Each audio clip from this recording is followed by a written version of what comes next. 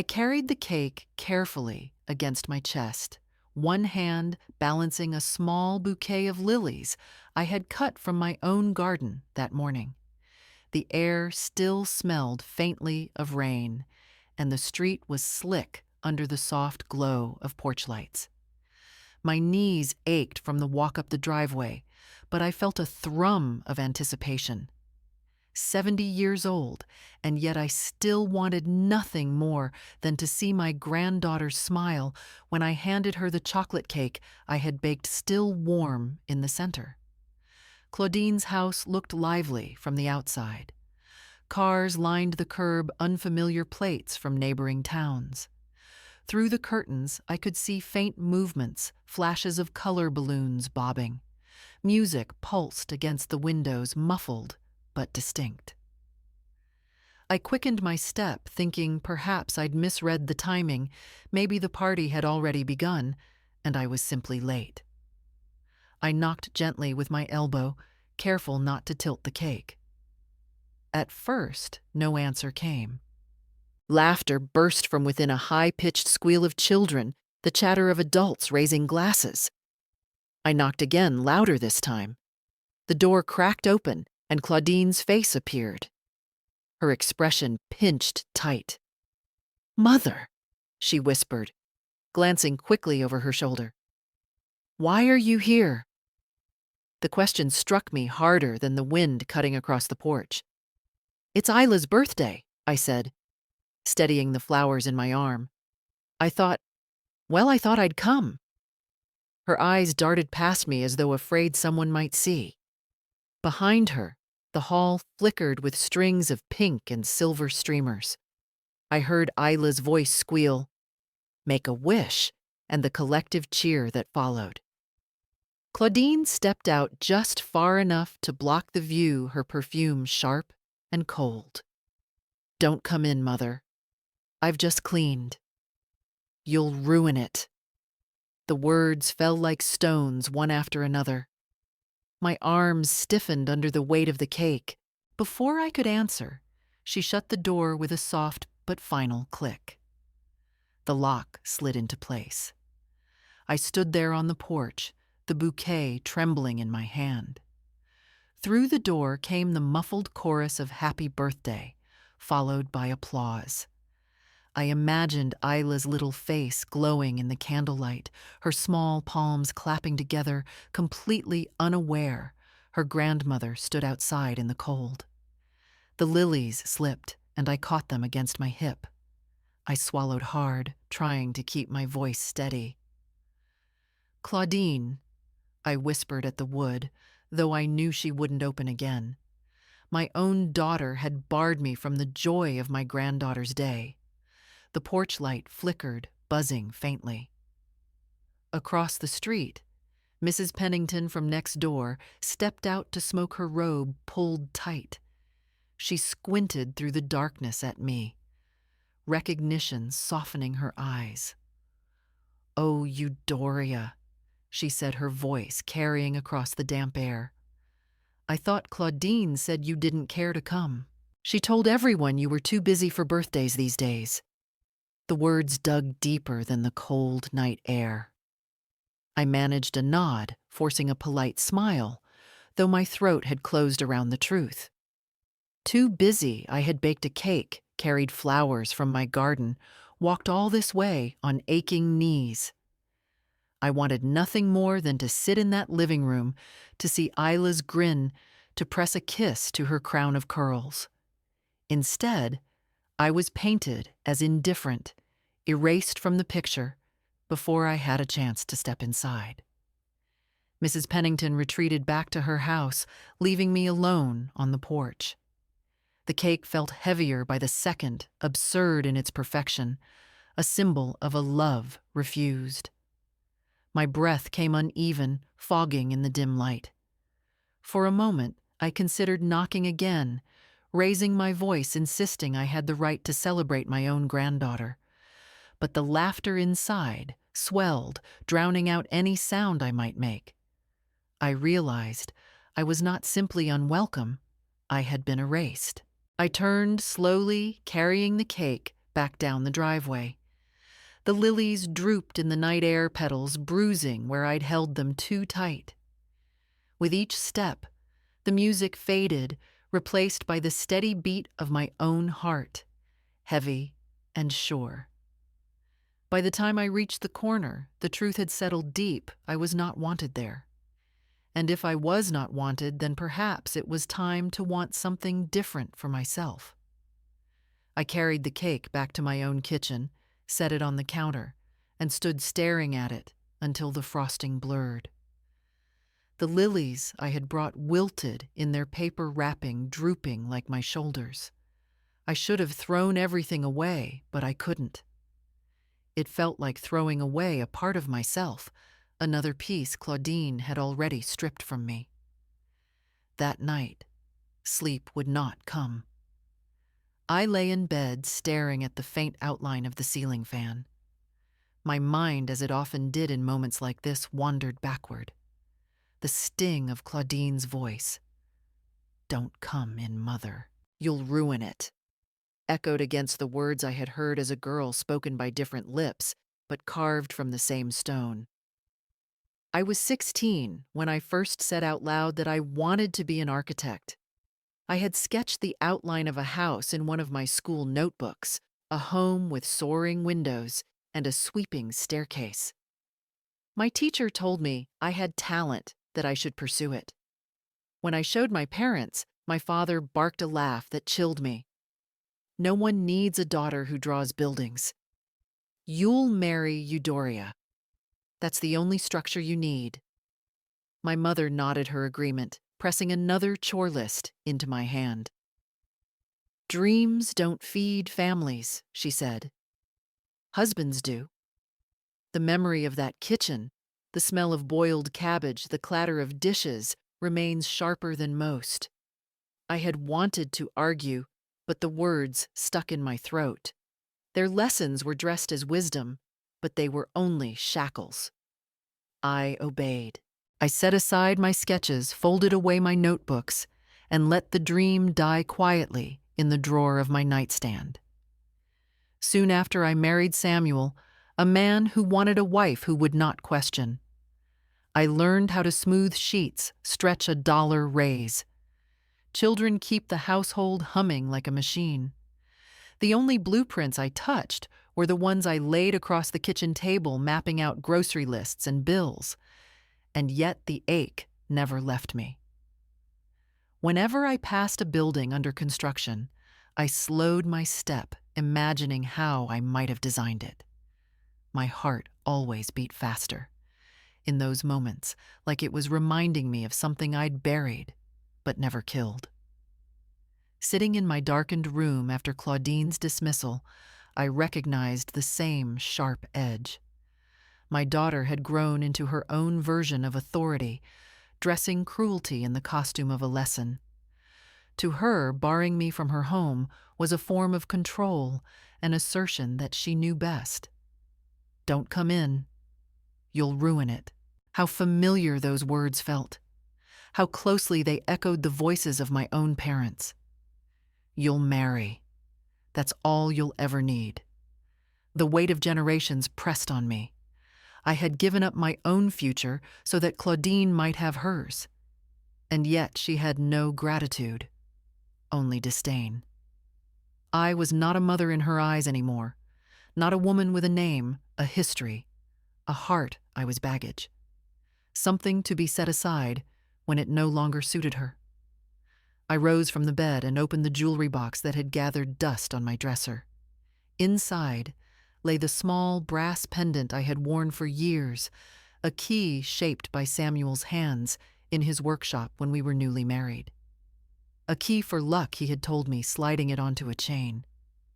I kept it even after he was gone, though it had long since lost its shine. My fingers curled around it now, the edges warm from memory.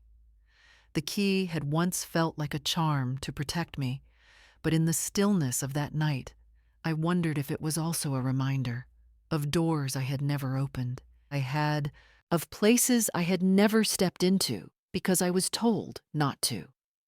The house was silent, but my mind was alive with the hum of regret. Claudine's cruelty was not new.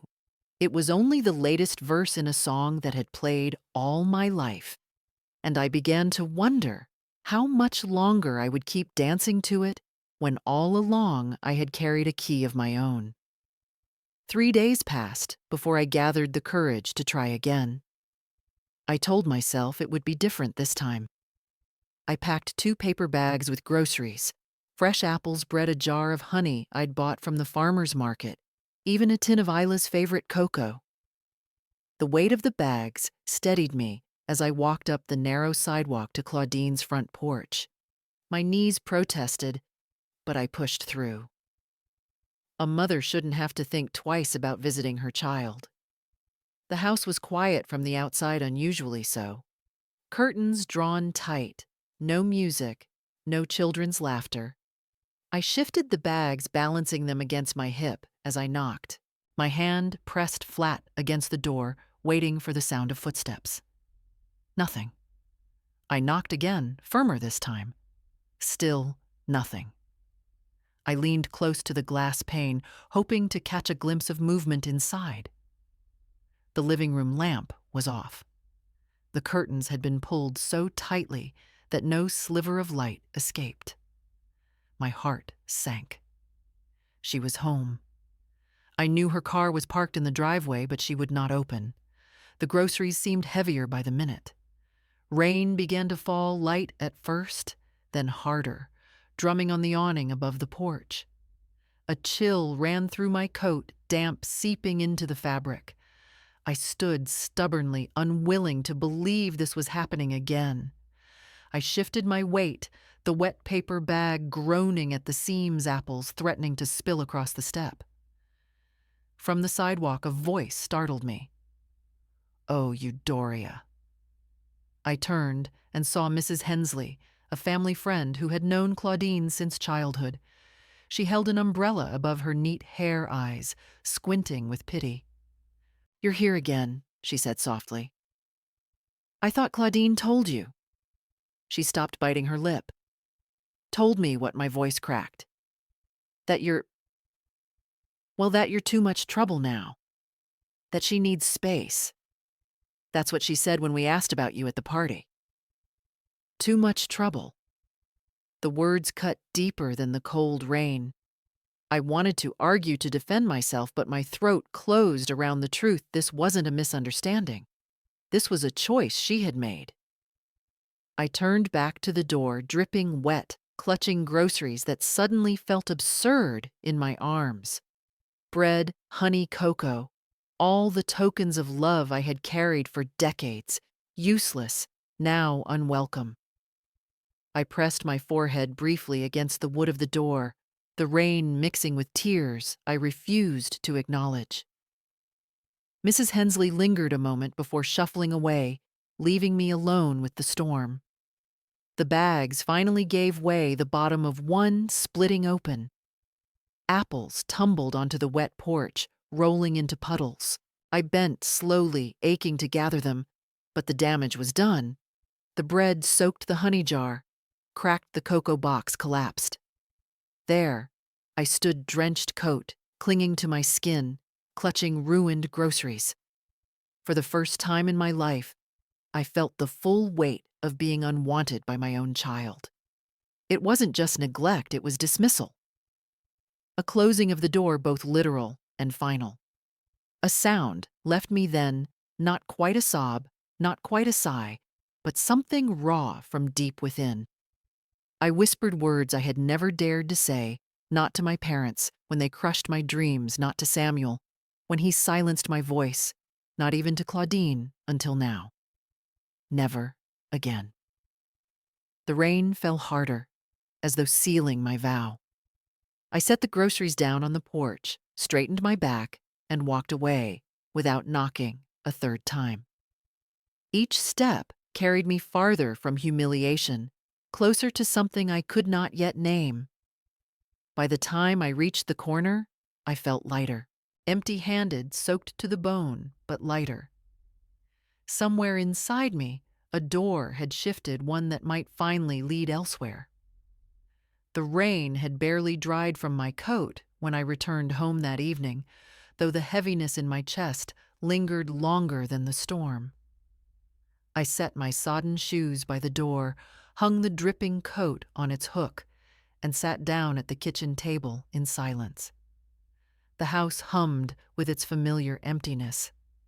I had lived here for decades, and still it felt sometimes like I was just a tenant in my own life, keeping it tidy for someone else's approval. But never again, I had said, and the words would not leave me. They spun inside me like a wheel gaining speed. If I was truly done with begging at locked doors, then what next? What does a woman do when family cuts the final thread? My hands folded in my lap, and I thought back to Samuel. He'd been practical sometimes, cruelly so. Where I dreamed, he pinched pennies. Where I reached for possibility, he mocked me for foolishness. Yet there was one moment decades ago when I quietly ignored his certainty. It was 1983. Samuel's company had been slow that year, and he blamed me for spending on extras when I bought school supplies for Claudine. I remember standing in the grocery line, the newspaper folded open on the counter, an advertisement for a coastal development in Mendocino County. Oceanfront lot, small shares available. Most people would skim it and move on, but I felt my pulse catch. Something about the phrasing land by the sea, a future rooted in cliffs and salt, lodged itself in me. I took $50 money I had been saving secretly from sewing work and sent it in. Over the next few years, I scraped together more, never telling Samuel. He would have laughed, would have called it throwing coins into the tide. I kept every receipt, every certificate tucked inside the back of an old ledger in my sewing cabinet.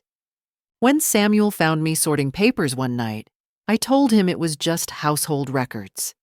He nodded dismissively and went back to polishing his boots. That was the last time I touched the ledger, at least with hope.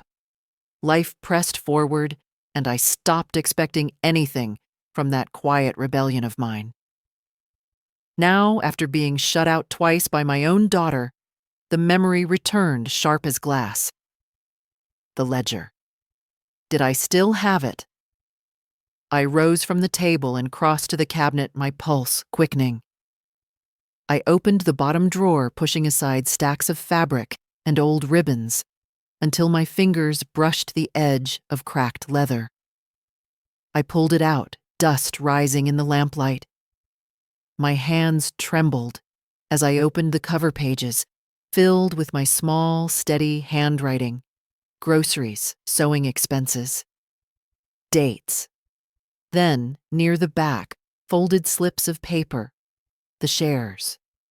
Yellowed but intact, receipts stamped with the coastal company's seal numbers that once felt tiny, but now seemed to whisper louder than ever. Could they be worth anything? After all these years? My heart pounded as I carried the ledger to the desk, flipping through each slip. There were more than I remembered, dozens collected over years. I pressed a hand to my chest, breathing slowly, then turned to my laptop. I searched for the company name. The results lit up the screen. That development had grown beyond anything I'd imagined. Resorts, private villas, commercial spaces along the coastline. Articles praised its success. Photographs showed gleaming windows perched above wild seas. My old shares, forgotten for decades, were part of it still. I called the bank the next morning. My voice shook as I asked the clerk to look up the account tied to those investments. After a pause, she returned her tone, shifting with respect. "Mrs. Lark," she said, "your holdings are substantial. With current value, we're looking at multiple millions." The phone nearly slipped from my hand. My knees wobbled and I had to sit. Multiple millions. Me, the woman who mended socks to save quarters, who was told her worth, was measured only by how quiet she stayed. I closed my eyes, clutching the key pendant at my throat. and let the truth sink in. It wasn't greed that made me tremble, but possibility. For the first time in 70 years, I held proof that I had chosen well, that my instincts had been right, that a future still waited for me, one I had bought with my own hidden courage. And in that moment, I realized the locked doors behind me mattered less than the unopened one before me. I did not sleep much after the call with the bank. The words multiple millions echoed in my ears long after the clerk's voice faded. I rose before dawn, made myself tea, and sat at the kitchen table with the ledger open before me. Those fragile slips of paper once hidden like contraband had become a lifeline. The next week I traveled south to Mendocino, curiosity driving me more than certainty. My hands shook slightly as I steered the rental car along the winding coastal highway. The Pacific stretched wide to my right, gray-blue and restless waves colliding against cliffs that seemed both eternal and fragile. Each bend in the road carried me closer to something I had never dared to imagine for myself. The agent, a brisk woman with sharp heels and a soft voice, met me at the edge of a gravel drive. She smiled politely, then gestured to the house perched above the sea. I stopped breathing for a moment. The villa rose from the cliff like it belonged to the elements themselves. Vast windows reflected the restless sky, cedar siding weathered to a silver sheen. Gardens sprawled untamed rosemary and wild roses spilling toward the stone path. The air smelled of salt and cedar and something sweet, almost like freedom. 5.5 million, the agent said casually, as though it were an everyday sum. She expected me to wince to back away. Instead, I nodded and stepped forward, heart steady. Inside, the air was cool, carrying faint echoes of the sea. The great room opened in light windows framing the endless horizon. Every wall seemed designed for openness, every line drawn for breath. The kitchen gleamed with polished stone, yet still held the faint warmth of someone else's meals. Upstairs, bedrooms looked out over waves that seemed to crash just beneath their windowsills. I moved slowly, my hand brushing railings, counters, windowsills, like I was testing whether this was real. Each surface seemed to answer back, "Yes, you belong here." The agent rattled off details, square footage, renovations, taxes, but her words floated past me like gulls on the wind. My mind was elsewhere, in the girl I once was sketching homes she would never build, told she was foolish for dreaming. She had been buried under decades of service and silence. But here, in this house above the sea, I felt her rise again. When the tour ended, the agent folded her papers and prepared her polite goodbye. "Of course," she said, "you'll want time to consider. Purchases like this, I'll buy it." I interrupted, my voice clear even to my own ears. Her pen stilled midair. She blinked, searching my face as though she had misheard. "You wish to make an offer?" "No," I said. "I'll buy it. Outright." A silence settled between us, broken only by the muffled crash of the waves below. The agent recovered quickly, her professional mask slipping back into place, but I caught the flicker of surprise in her eyes. I had startled her, perhaps even unnerved her. I could hardly blame her. I had startled myself. We signed the initial paperwork that afternoon. My hand trembled only once when I wrote my full name across the page. Seeing Eudoria Lark in black ink beside that figure, 5.5 million, felt both unreal and inevitable. When the final document was folded away, the agent offered me the keys. Brass, heavy, warm against my palm. I curled my fingers around them, the weight steadying me. Driving away later, I pulled to the side of the road just beyond the villa and let myself breathe. Terror laced with exhilaration flooded me. I had never spent so much, never dared so much. My whole life had been defined by limits, by no, by not allowed. And now, with a single decision, I had stepped beyond all of it. The villa waited on the cliff behind me, empty, but alive, and I realized I had not only bought a house, I had claimed something larger, space freedom, a chance to begin again on my own terms. The keys glimmered in my lap, whispering of silence and sea, waiting to show me what they truly meant. The first night I slept in the villa, I barely slept at all. The walls creaked like they were still deciding whether to accept me. The wind slipped through the eaves with a mournful whistle, and the waves below crashed so fiercely they seemed intent on climbing the cliffs to remind me how small I was. I lay in a bed too large in a room that echoed with emptiness, clutching the brass keys on my nightstand as if they might anchor me. Loneliness pressed in heavier than the salt air. It was not the quiet I minded. I had lived in quiet houses before. It was the absence of belonging.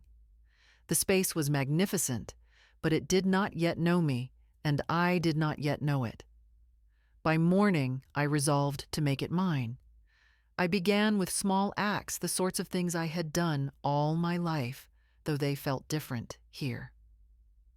I wiped down the kitchen counters with a rag from home, breathing in the scent of lemon oil, as if it were courage.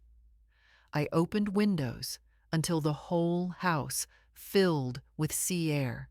Dust rose in faint clouds from the unused shelves, and I sneezed, laughing a little, at the sound of my own voice bouncing against the bare walls. In the garden, I found beds where rosemary and roses had grown wild, tangled together in unruly clumps. I pulled weeds until my back ached, then pressed small herb seedlings into the soil basil, thyme, parsley, brought from the nursery on the way into town. My hands were dirty, my knees damp, and yet for the first time in weeks, I felt steady. I whispered to the plants as I covered their roots, "Grow well. We will take care of each other." Inside, I discovered a few pieces of old furniture left behind, an oak chair scratched and scarred, and a cedar chest with hinges that groaned when opened. I polished the chair until the wood shone each circle of the cloth, a reminder that even what has been neglected can be restored. In the chest, I found a few blankets smelling faintly of cedar and dust. I shook them out, folded them neatly, and stacked them at the foot of the guest bed. The house began to breathe with me just a little. I could feel it in the way light shifted across the floors, in the way the air moved more freely after the windows were cleaned. Still, the silence remained vast, as though waiting for me to decide whether it would remain an empty palace or become something else. That evening, I cooked for myself not out of duty, but out of desire. I boiled pasta, sliced fresh tomatoes, sprinkled the basil I had just planted, though it was barely rooted. I set a place for one at the long dining table, poured a glass of wine, and ate slowly while watching the sun melt into the horizon through the great windows. The waves roared steady and wild, but I did not feel threatened. Instead, they felt like a reminder. Life crashes, recedes, and returns again. When I finished, I walked through the villa room by room, touching each doorframe, each corner, speaking aloud, though no one was there to hear. This house will not be a place of contempt. If it is to breathe, it will breathe respect. My voice did not waver. I knew then that I had not simply bought a house. I had claimed a promise. Later, I carried the key pendant from my husband's workshop to the drawer of the cedar chest. For decades, it had represented doors I could not open. Now I wanted the brass villa keys heavy and new to carry that weight instead. I slipped them beneath my pillow when I finally lay down, listening again to the creaks and the surf. The villa still felt vast and strange, but beneath the unease was a pulse, something waiting to grow. And I knew it would not be long before strangers became neighbors and neighbors became something more. The days settled into rhythm wake to the sound of the ocean tend. The herbs sweep the floors. Cook enough food for one and always too much. The villa grew more familiar, yet still a little too large, a little too quiet. I had lived with silence before, but this one was different. This house had room for voices, and it seemed to remind me of that every time my footsteps echoed down the hall. One morning, while pulling weeds near the back fence, I heard a voice call over the boards. "You've got your work cut out for you." I looked up to see an older man leaning slightly on a cane, a broad-brimmed hat shading his eyes. His smile was faint, but genuine. "I am Olin Mercer," he said. "Taught English at the high school down in town for 30 years. Retired now. You must be the new neighbor." I wiped my hands on my trousers and introduced myself. He had kind eyes, the sort that made you feel as though he had already read your story, but was willing to let you tell it anyway. He asked if I needed help with the fence. It leaned crooked, where the posts had loosened in the wind. I thanked him, but said I'd manage. He nodded, as if he knew I was the sort who needed to do things myself, and then promised to bring over his hammer anyway. The very next afternoon, a woman came up the path carrying a basket. She had dark curls pinned in a loose bun and a soft accent I couldn't quite place. "Delphine Rocha," she introduced herself. "I run the bakery in town. I heard someone moved into the Cliff House, so I brought a few rolls. They're nothing fancy, but they're fresh." The rolls were warm, the scent of yeast and butter rising like comfort itself. I invited her in, and though my kitchen was half settled and the chairs mismatched, she accepted without hesitation. We ate together at the long table, and she spoke of her late husband, the bakery they had built, and the quietness of mornings without him. I told her only pieces of my own story, but she did not press. Later that week, while at the nursery buying soil, I met Mara Solis. She was young, early 30s maybe, with tired eyes and a child tugging at her sleeve. When I dropped a packet of seeds and she bent to hand them back, she smiled faintly. "We live 2 houses down. If you ever hear music too loud, it's probably us. My son insists on dance parties." There was something unguarded in her tone, weary but still hopeful. We spoke a while, and I learned she was raising the boy alone after her husband left. When I offered her a ride home with the heavy bags, she accepted, and that was the beginning. The fence was the first thing that bound us together. Olin showed up one morning with his hammer and nails, insisting he'd just supervise.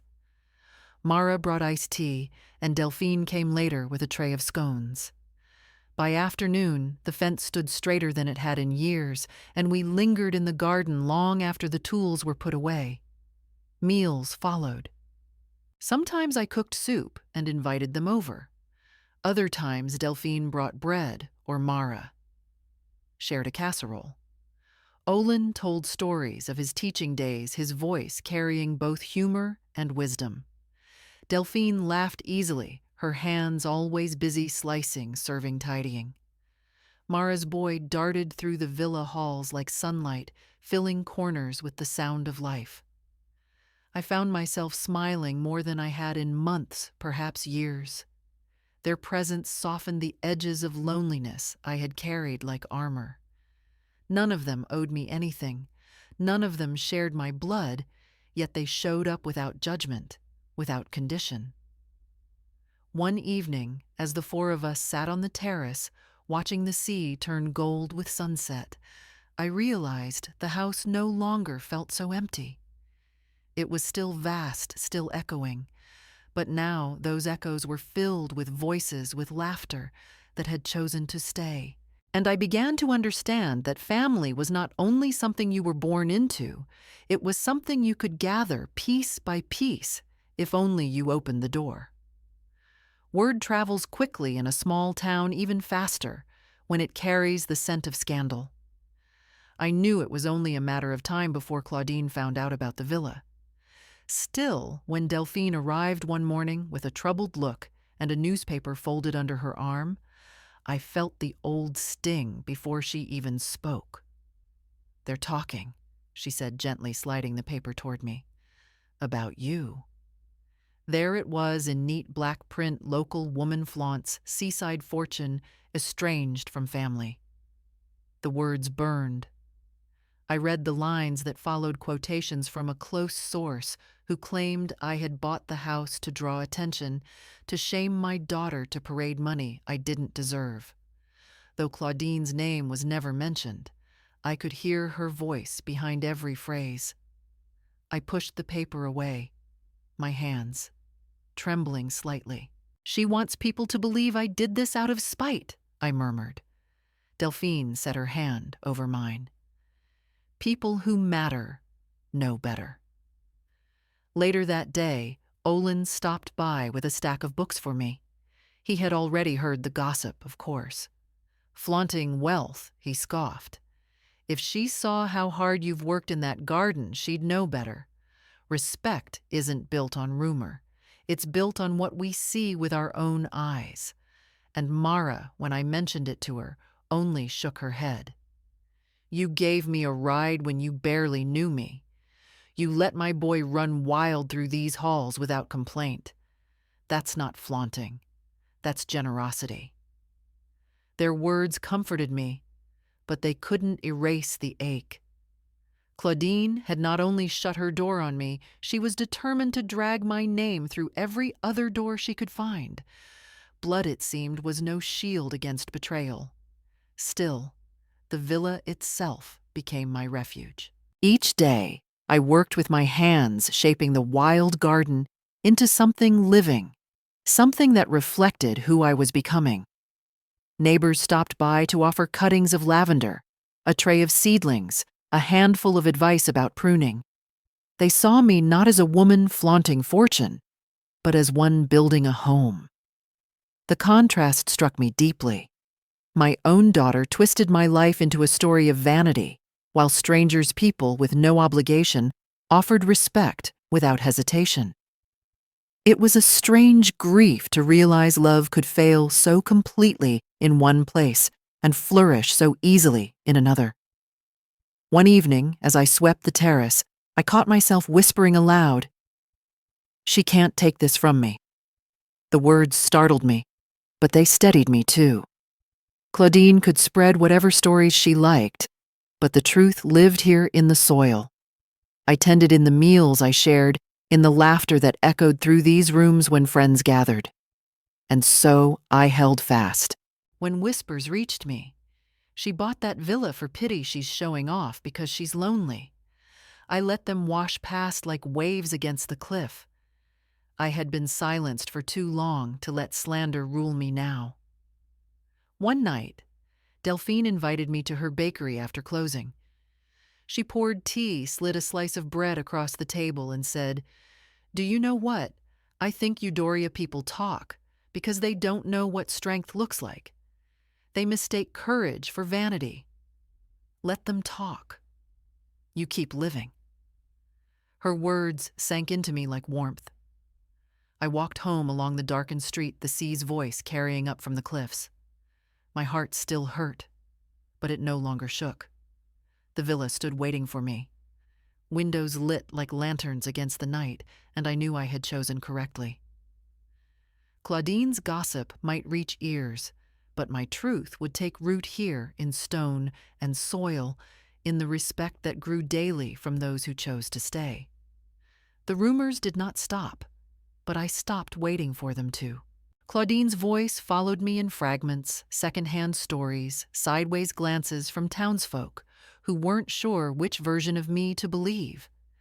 And yet, each time I returned to the villa, I felt steadier, as if the house itself reminded me that truth was not something others handed you, but something you chose to stand in. One afternoon, while polishing the cedar chest I had claimed as my own, I found myself staring at the brass villa keys resting on the dresser. They were heavy, shining with newness, unlike the worn key pendant Samuel had made me decades ago. That one had symbolized obedience, a charm meant to keep me bound. These keys felt different, they carried the weight of freedom. Still, freedom without boundaries is fragile. I had learned that lesson too many times every time I allowed someone else to define me, to dictate who I was allowed to be. I would not repeat it, not here, not in this house. I chose one of the spare brass keys from the ring. It was smooth, unmarked by use, untouched by any hand but mine. I held it a long while, turning it over, feeling the edges press against my skin. A thought formed, simple but sharp. This key would never be handed out lightly. Not to appease guilt, not to beg for belonging, not even to blood. I opened the cedar chest, cleared a space inside the drawer, and laid the key down with deliberate care. Then I locked the drawer and slipped the small iron key to that lock onto a chain around my neck. My breath came deep, steadier than it had in months. "This key opens for respect," I whispered aloud, my voice carrying through the empty room. "Not intrusion." The vow settled over me like a mantle. For the first time in my life, I had set a boundary, not in anger, not in defense, but in clarity. It was not about punishment or revenge. It was about protecting what I had built, protecting the fragile but growing sense of dignity that had too often been trampled. The sound of the waves below seemed to answer me, steady and unyielding. Each crash against the cliffs was a reminder that strength was not silence, it was persistence. The ocean did not ask permission to exist. It simply was. I wanted that for myself. That evening, Mara stopped by with her son. He darted into the villa as if it were already his second home, his laughter filling the high ceilings. Mara lingered at the door, almost apologetic. "I hope it's all right. We came unannounced," she said. I looked at her, at the boy already pulling a toy car across the polished floor, and felt the vow inside me settle. "It's all right," I said. "You're welcome here." Because welcome, I realized, was not the same as intrusion. The difference was respect, the willingness to ask, the humility to care for what was given. Mara understood that without needing me to explain. After they left, I walked through the villa, touching the walls, the tables, the chairs I had polished until they shone. The place no longer felt like an empty palace. It felt claimed not just by my presence, but by my choice to protect it. I stood at the terrace window, the brass key still locked away, and thought of Claudine. She would not understand this vow, not yet. To her, keys meant entitlement, a door she believed she could open whenever she wished. But I had chosen differently now. This boundary was not a wall to keep life out. It was a threshold waiting for those who knew how to knock. And with that thought, I knew the next step would not just be guarding my space, but using it for something greater than myself. The brass key lay hidden in the cedar chest, my vow sealed with it, and I felt something inside me shift. I had claimed the right to guard my own door, but what good was a door if it only opened to solitude? The villa was too large for just my meals, my footsteps, my sighs. It asked for more. The idea came one afternoon as I sorted through old sketches I had hidden away in a shoebox for years, houses drawn in pencil, imagined skylines, little details I once dreamed of building. My hands shook as I looked at them. I had buried that dream when I was young, but here they were proof that it had never truly died. That night, while listening to the waves, I thought of the children in town, bright-eyed, restless, already being told what they could and could not be. I thought of Mara's son, who loved to take apart toys just to see how they worked. I thought of the teenagers who loitered near Delphine's bakery, sketching on scraps of paper, waiting for someone to notice. The next morning, I walked into the local Bank Shoulders Straight Voice Steady. I told them I wanted to create a fund small scholarships for children who wanted to study architecture, music, or any craft that required both vision and discipline. Not much at first, just enough to cover art supplies lessons, maybe a summer program. The manager looked at me as if I had spoken a foreign language. "You want to give it away?" he asked. "Not give it away," I corrected. "Invest it. In futures." Within a month, the first scholarships were announced. Applications trickled in handwritten essays, drawings tucked into envelopes. Careful notes from parents who could not afford lessons but believed their children deserved the chance. I sat at my dining table, papers spread before me, and wept as I read them. One boy wrote, "I want to build houses that make people feel safe." A girl attached a charcoal sketch of her grandmother's porch, detailed and precise. Another described the way music made him feel less alone. Their words reached a place in me that Claudine's silence never could. When the first round of awards went out, I expected nothing more than polite thank yous. Instead, letters began to arrive, folded neatly, some decorated with doodles or pressed flowers. One child wrote, "I never thought anyone would believe in me." Another scrawled in messy penmanship, "I will remember this forever." I sat in the great room with the letters spread across my lap, the windows open to the sea. For the first time since Samuel's death, since Claudine's rejection, I felt my life stretch forward instead of fold inward. My days were no longer about what I had lost. They were about what I could give. Then came the twist I had not planned for. The local paper ran a feature Seaside Villa owner funds scholarships for local youth. The article painted me not as a recluse or a miser, but as someone who cared for the community. A photograph accompanied it, me standing in the villa garden, holding a letter from one of the children. The phone began to ring. Neighbors stopped by to congratulate me.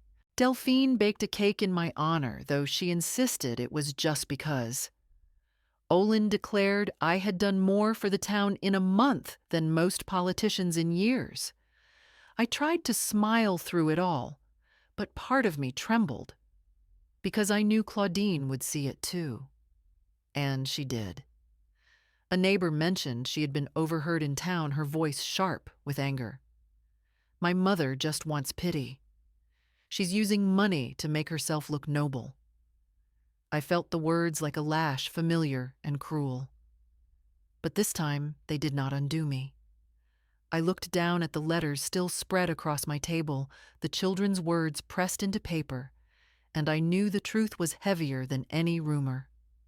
Claudine might twist my actions into vanity, but here was proof of purpose, of meaning, of seeds planted that would outgrow her scorn. And as I folded one letter gently back into its envelope, I understood that the world had begun to see me differently. Whether my own blood would ever see me at all was another matter entirely. The idea for the gathering began simply with Delphine pressing a loaf of bread into my hands one afternoon. "You've given the town enough reasons to be proud," she said. "Now let us celebrate you." At first, I laughed it off, but that evening, as I sorted through another stack of thank you letters from scholarship students, the thought settled deeper. For years, I had stood on the edges of parties, serving cleaning or waiting to be acknowledged. Perhaps now it was time to host one of my own. I spent the next 2 weeks preparing. I polished the cedar chest until it gleamed. I scrubbed every window so the ocean beyond shone like a painting. The garden, once wild, now carried the order of careful hands, herbs reaching upward, roses clipped and bright pathways swept of weeds. Mara offered to bring flowers from her yard. Olin promised music from his old record player, and Delphine declared she would bake enough pastries to feed the whole coast. When the evening arrived, I stood at the villa's terrace watching as neighbors trickled up the path. Some were townsfolk I knew only in passing. Others were the scholarship students and their families, their faces lit with nervous excitement. Mara's boy darted into the hall with a laugh, followed by two other children who shrieked with delight at the size of the rooms. Inside, the long dining table stretched beneath the high windows, laid with simple linen and mismatched plates collected from thrift shops and attics. Candles flickered, casting soft light across the wood. The scent of roasted vegetables, fresh bread, and cinnamon swirled together, filling the air with comfort rather than formality. The room swelled with voices, laughter, greetings, stories shared. Olin raised his glass early on delivering a small toast. To Eudora, he said, his voice warm, for proving that age is not an end but a beginning, and that respect is earned not by demand, but by living it. Applause followed, not the polite kind that fades quickly, but the kind that lingers real and full. I felt heat rise in my cheeks. For so long I had been invisible, a shadow at the edge of other people's moments. Now every eye looked toward me, and not with pity or judgment, but with genuine regard. As the meal unfolded, I moved among the guests, not as a servant, but as a host.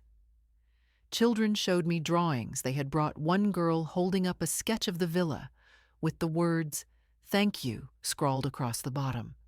Delphine's pastries disappeared faster than she could slice them. Mara laughed freely, her son tugging at her sleeve, begging for another slice of cake. Olin told stories from his teaching days that made even the teenagers smile. When at last the plates had been cleared and the candles burned low, someone urged me to say a few words. I hesitated, feeling the weight of years pressing against my throat. But then I rose. I have stood at many tables. I began my voice quiet at first, then stronger. But rarely have I stood at one where I was seen. Tonight, I am not here because of money or gossip or pity. I am here because of respect, given and returned. And for that, I thank you. A hush settled, then a cheer broke out, not forced, but alive. The sound rose into the rafters, spilling out the open windows into the night air. My eyes blurred with tears, though I held my shoulders steady. In that moment, I understood the difference between the hollow gatherings I had once been excluded from and the living party before me now. This was not about appearances or obligation. It was about people who chose to be here, who chose to honor and be honored. As I looked across the table at the faces glowing in candlelight, I knew the villa had finally become more than stone and wood. It had become a place where dignity lived openly, where voices joined together, not to drown mine out, but to carry it forward. And I also knew it was only a matter of time before Claudine, hearing of such a gathering, would decide to cross the threshold she had once slammed shut. The candles were burning low, their wax pooling onto the plates beneath them, when the door burst open without a knock. A gust of cold air rushed through the villa, and there stood Claudine, her coat still buttoned, her face tight with fury. Conversations halted. Forks froze midair. Even the children grew quiet, their laughter swallowed by the sudden weight in the room. Her eyes swept across the table, landing on me. "So this is what you've been doing," she spat. "Throwing parties, surrounding yourself with strangers, pretending you're someone important." I rose slowly, steadying myself against the back of my chair. "Claudine," I said softly, though my voice carried. She stepped farther in, her heels striking the floor like hammers. "You think this house makes you better?" You think buying respect is the same as earning it. Everyone here is just humoring you because they want a piece of your money." A hush spread across the room. Olin set his glass down, his brow furrowing. Delphine reached out to still her knife against the breadboard. Mara pulled her son closer to her side. No one spoke, all eyes shifting between mother and daughter. I felt my throat tighten, but I kept my gaze steady. "This house does not make me better." I said each word clear, deliberate. "Respect does, and I will not open my door to anyone who comes without it, even you." Her face reddened, a flicker of something like shock crossing her features before anger reclaimed it. "How dare you speak to me like this in front of these people? I'm your daughter." "Yes," I replied, "and that bond deserves honor, not contempt. I gave you years of myself, years of silence, years of forgiveness, and when I knocked on your door, you shut me out. Twice. Respect is not inherited, Claudine. It is chosen." Gasps rippled quietly through the guests. A boy shifted in his chair. Someone whispered, "She's right." Claudine's mouth opened, then closed.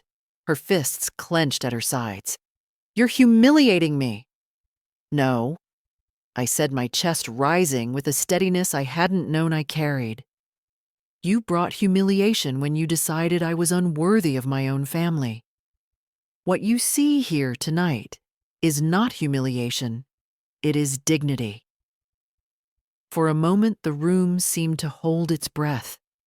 Claudine's eyes darted around the table as if searching for someone to take her side, someone to echo her scorn. But no one did.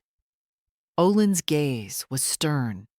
Delphine's sympathetic but firm, Mara's guarded protective of her boy.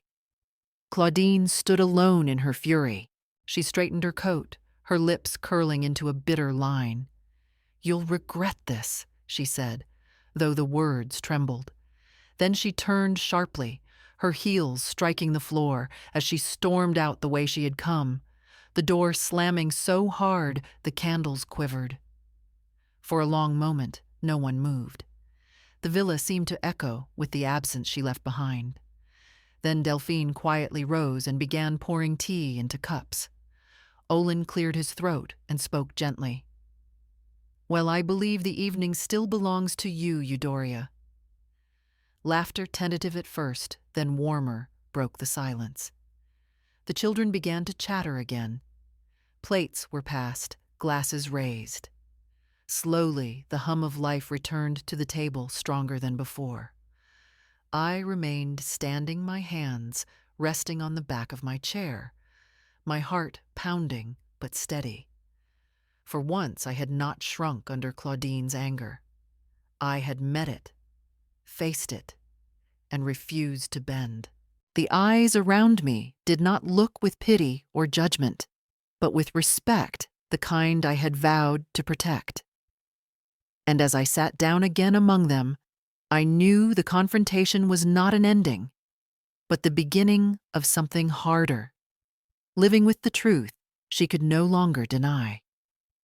The morning after the gathering, the villa was still humming with echoes of laughter. I walked through the rooms, slowly gathering empty glasses, stacking plates, folding napkins left on the table. The air still carried the warmth of candles, bread, and voices that had lingered long into the night. For the first time in years, I had stood at a table and felt not like an afterthought, but as someone who belonged. It was while I was tidying the hall that I noticed the envelope. It had been slipped under the door, its corner damp from the sea air. My name was written in familiar handwriting.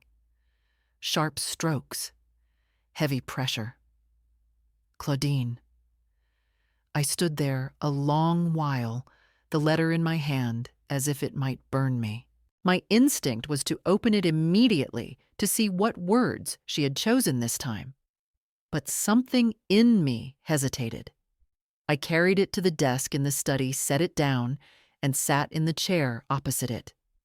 The envelope stared back at me, white against the dark wood. I already knew what it contained. Pleas, perhaps apologies twisted into accusations, maybe even demands dressed as desperation. The town had murmured of her troubles, investments gone bad, debts, mounting her husband, long since distanced. Pride had always been Claudine's armor, but pride shatters sharpest when money runs thin. I reached for the envelope, my fingers brushing the seal, then drew back. My chest tightened, not with anger, but with the memory of every door she had closed on me. I thought of the groceries left to rot in the rain, of the words too much trouble of the night I had stood outside her house with a cake and flowers shut out from my granddaughter's birthday. For years I had answered her silence with my own longing, her cruelty, with my own willingness to endure. Each time I had told myself maybe next time will be different. Each time I had been wrong. Now the letter lay unopened before me, and I understood that opening it would invite the same pattern back into my life. It would mean giving her power over my peace, letting her dictate the terms once again. I could not allow that anymore. I leaned back in the chair and whispered aloud, "I will not be your rescue." My voice did not tremble. To some, it might look like cruelty, to leave a plea unanswered, to ignore the blood that bound us. But I knew better. It was not cruelty. It was dignity. The same dignity I had sworn to protect when I locked the spare key away. This was not revenge. It was boundary. The letter remained on the desk, its contents still a mystery. I left it there untouched, like a monument to the life I was no longer willing to live. The house was filled with voices who had chosen me, neighbors who had stayed children, who had written to thank me for believing in them. That was my family now, not a daughter who only remembered me when her fortunes soured. I rose, pulled the curtains open wide, and let the morning light flood the study. The letter sat illuminated on the desk, small and powerless against the sun. I turned away from it and walked back toward the garden, where the herbs I had planted weeks before were beginning to take root. Their green shoots bent in the breeze, resilient, alive, promising growth. And I knew, as I knelt to water them, that some seeds deserved tending, and others were best left untouched. The letter stayed on the desk untouched as the days passed. I walked by it often, dust gathering along its edge, but I never broke the seal. It remained a silent witness to the life I had chosen not to return to. Instead, I turned my attention to what I was building piece by piece within the walls of the villa. I decided to host a smaller gathering, nothing like the celebration that had filled the terrace weeks before, but something simpler, quieter. A tea afternoon for those who had become threads in the new fabric of my life. Delphine arrived first, carrying a basket of scones still warm from her oven. Olin followed his cane, tapping lightly a small stack of poetry books tucked under his arm. Mara came last, her boy racing ahead of her, his hands sticky from the jam she had brought. We set the table on the terrace, the sea stretching out before us, cups and saucers clinking against the wood. The scent of salt mingled with cinnamon and butter. Laughter rose, easily flowing without effort, like a song we had all known for years. But before they arrived, I had prepared something quietly for myself. At the end of the table, I had placed one extra chair empty, with a cup and saucer resting before it. A chair no one had asked for. A place set, though no guest had been invited to fill it. Delphine noticed it first.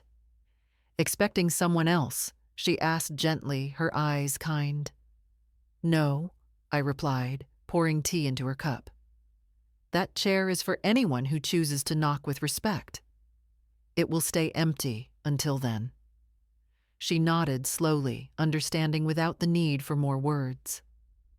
Throughout the afternoon, as we sipped tea and shared stories, my eyes drifted at times to that chair.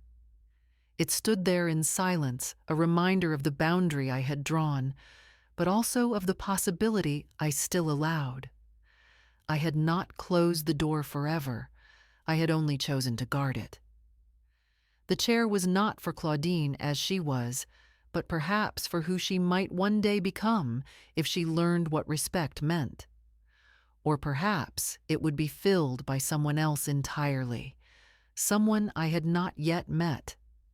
Olin recited a poem he had written years ago about second chances, his voice soft, but carrying over the crash of waves. Mara laughed as her son spilled jam on the tablecloth, and I told her not to worry, that stains were only proof of life lived well. Delphine teased us with stories of her bakery customers, each tale more absurd than the last. The villa was alive with sound, and the chair, though empty, did not make the table feel incomplete. Instead, it made it feel honest. Family, I realized, is not imposed by blood or duty. Family is chosen day after day through kindness, through presence, through respect. These people had chosen me and I them, and together we had built something stronger than obligation. The empty chair was not a gap. It was an invitation, a promise that my table would never again be a place of exclusion, but only of choice. As the sun began to sink, the sky burning gold and rose, we lingered over the last cups of tea. My heart was full, steadied by the knowledge that I no longer waited outside doors that would not open. I had made my own, and it was wide enough for those who truly wished to enter. When the guests departed and silence returned, I cleared the table slowly, leaving the empty chair in place. I did not move it back against the wall. It would remain there at the end, waiting whether for a daughter's repentance, a stranger's knock, or no one at all. And as I stood alone on the terrace, the waves rising steady and strong, I knew that tomorrow would ask me to face even deeper truths about what it meant to keep such a chair. The first snow came in December, dusting the cliffs in white and softening the edges of the sea. From the terrace, the ocean looked quieter, almost reverent, its restless waves muted beneath the gray sky. Inside the villa, the fire crackled steadily, casting a golden glow across the living room, where we gathered Olin in his favorite chair. Delphine knitting at the corner of the sofa. Mara curled near the hearth, while her boy built towers from wooden blocks on the rug. I sat with a blanket across my lap, the warmth of the flames easing the stiffness in my hands. For a while, we spoke lightly of Olin's poetry, of a new pastry Delphine was perfecting, of Mara's boy learning to read. Their voices rose and fell like music, and I let it wash over me, comforted by its rhythm. But the fire, steady and insistent, seemed to draw truth from me. I felt it pressing against the silence I had kept for too long. At last, I set my teacup down and spoke. "I am afraid," I said simply. The room grew still. Even the boy paused, his small hands resting on his tower of blocks. I looked at each of them, my throat tightening. "I am afraid of dying alone, afraid that when the time comes, the only sound will be the sea, and no one will notice I am gone. That is what Claudine would leave me to." For a moment, no one answered. Then Delphine reached across the sofa and took my hand. Her palm was warm, her grip steady. "You will not die alone, Eudora," she said. "Not while we are here." Olin leaned forward, his eyes shining with a kindness that felt almost paternal. "Family is not always the people who share your name," he said. "It is the people who show up again and again. And we are here." Mara's boy, sensing the weight of the moment, though not fully understanding, shuffled over and placed one of his blocks in my lap, as if to anchor me. Mara smiled softly. "You have us," she said. "That is what matters." The tightness in my chest eased. I let their words settle into me, not as comfort to brush aside, but as truth I could finally accept. My whole life, I had given myself to those who believed love was measured by obedience, by sacrifice, by silence. I had poured everything into them and been left with nothing. But here in this villa on the cliffs, surrounded by those who had chosen me freely, I felt something new. I gave them everything once I said, my voice firmer now. Now I give myself peace. The fire popped, sending a small spray of sparks upward, and the boy laughed at the sound. Laughter rippled through the room, soft but real, and I joined in surprised at how easily it came. The fear had not vanished completely, it may never, but it no longer ruled me. I was no longer waiting outside someone else's door, begging to be let in. I had opened my own, and these were the ones who had stepped across the threshold. The snow deepened outside, cloaking the cliffs in silence, while inside the villa, the air carried warmth, laughter, and the quiet assurance that I was no longer alone. And as the fire burned low, I knew my next birthday would not be marked by exclusion, but by the life I had built here and the voices that would gather again to honor it. The morning of my 75th birthday broke with a pale sky stretched above the sea. I woke before dawn, the villa quiet except for the rhythm of waves against the cliffs. The date pressed on me like a seal 3/4 of a century. A life longer than I once believed I would endure, marked now not by regret, but by the promise of this day. By afternoon, the villa was alive. Olin arrived first leaning on his cane, but carrying a bouquet of wildflowers he claimed were older than him. Delphine followed with trays of pastries dusted in sugar, her laughter filling the hall before she even set down her basket. Mara brought her son taller now, his voice deeper, but his grin still the same.